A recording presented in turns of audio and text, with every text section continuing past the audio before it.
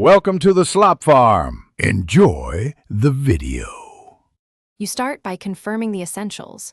You're signed into the identical Apple ID on both iPhone and MacBook, and both devices are on the same Wi-Fi network. Once done, make sure Bluetooth is on and the iPhone stays unlocked. This speeds handshake and transfer. You update iOS and Mac OS because version mismatches can block sync. Then open books on both devices so the apps can detect each other.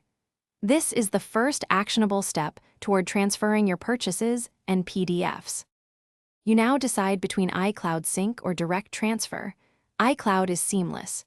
It syncs purchases, bookmarks, and collections across devices. Open Settings Apple ID iCloud and enable Books. On Mac, open System Settings Apple ID iCloud Drive and enable Books. Once done, make sure to toggle sync collections inside Books so your organization mirror images. For non-purchased files, use AirDrop or a Lightning/USB-C cable to copy PDFs directly into the MacBooks app.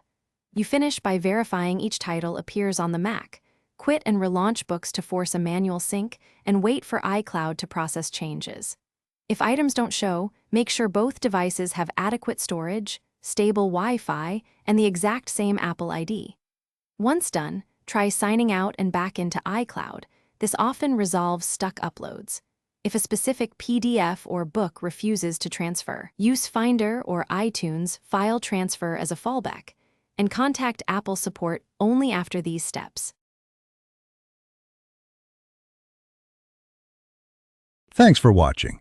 Consider subscribing if we helped you today.